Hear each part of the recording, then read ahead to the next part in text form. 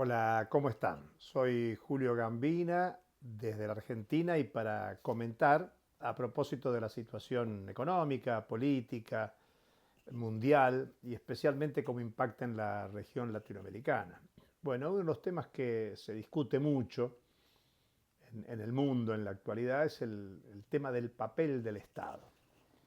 Porque claro, la ofensiva liberalizadora que empezó en los 70 con lo que se llamó neoliberalismo, tiene una concepción crítica hacia el Estado y de hecho de desarmar el papel que el Estado desempeñó por medio siglo, entre los años 30 del siglo pasado hasta los 80, ahí con la imposición de la lógica liberalizadora, lo que se conoce como neoliberalismo, se generalizaron las privatizaciones de empresas públicas, la desreglamentación, la disminución del gasto fiscal, sobre todo en aspectos sociales.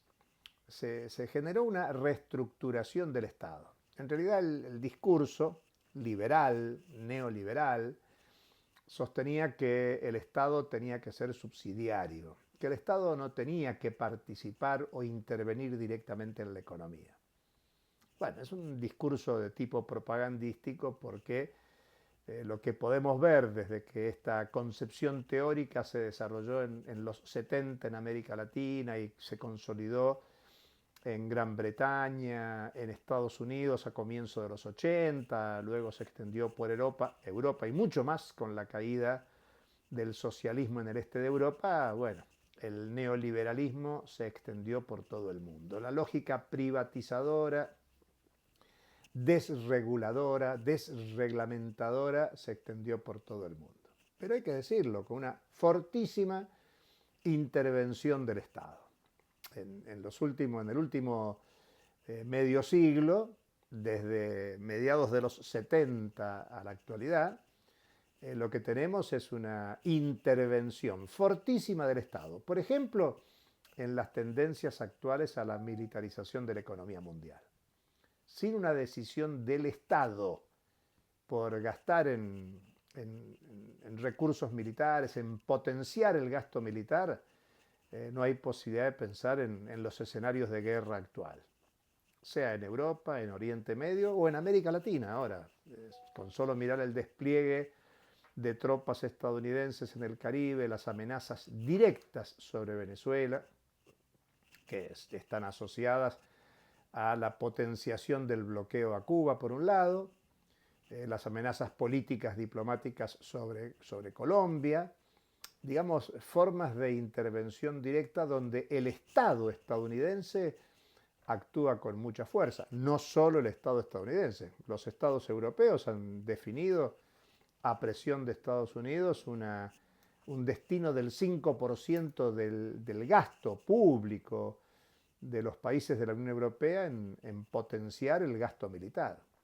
Digamos, hay que suplementar o complementar o desplazar el gasto militar estadounidense para sostener a la OTAN, para que eso también sea asumido por Europa.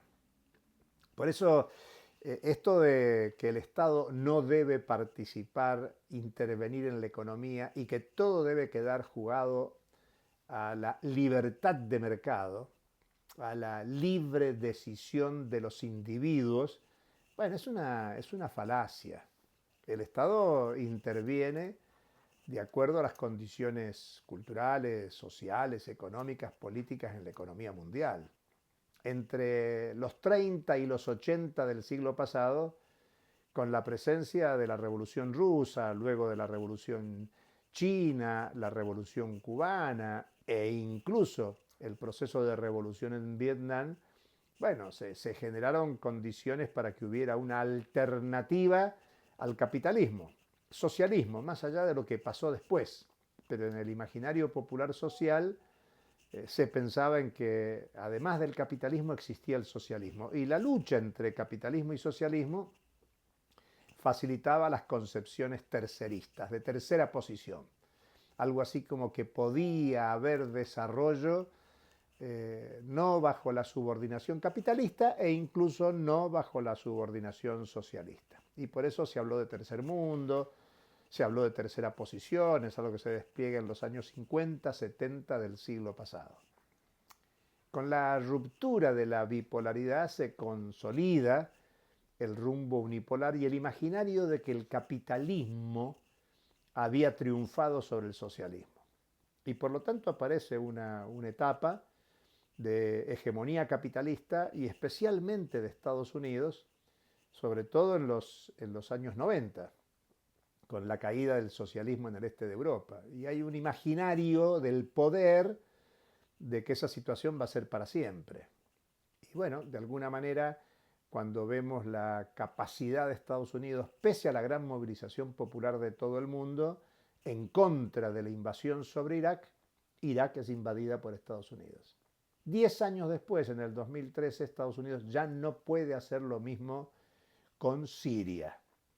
Y por lo tanto, desde esa omnipotencia de comienzos de siglo, ya transitando esta tercera década del siglo XXI, tenemos una situación totalmente distinta, de mucha inestabilidad política, social, económica, incluso con novedosos procesos de intervención estatal de países africanos en la zona del Sahel, que representan decisiones de intervención política de estados africanos para descolonizar su situación, expulsando a las colonias europeas, principalmente francesas, y renovando, por lo tanto, las experiencias antiimperialistas, anticolonialistas que en los años previos, inmediatos anteriores, habían radicado por los territorios latinoamericanos y caribeños. Hoy, la situación de América Latina y el Caribe está en disputa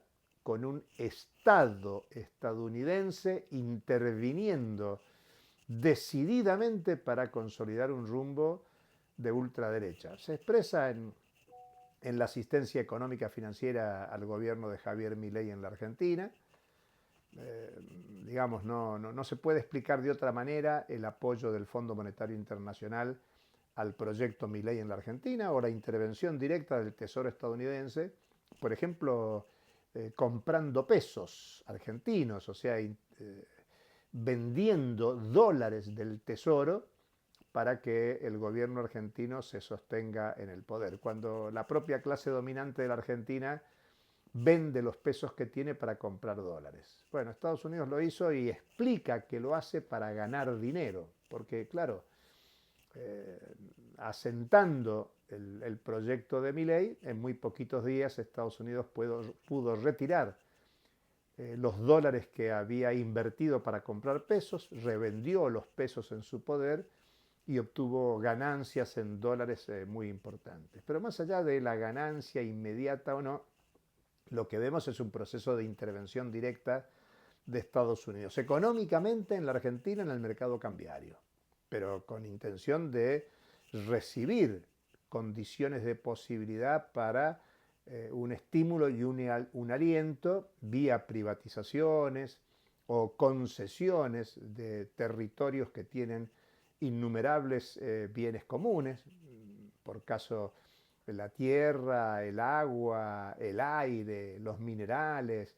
Argentina está en este momento ofreciendo su empresa nuclear a la privatización, cuando en el mundo son escasísimos los ejemplos de empresas nucleares privadas.